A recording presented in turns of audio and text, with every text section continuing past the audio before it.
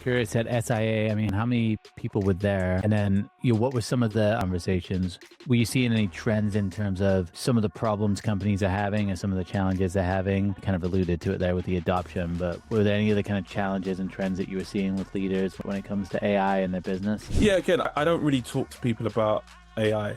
I always talk to them about like what they're trying to get done. Yeah.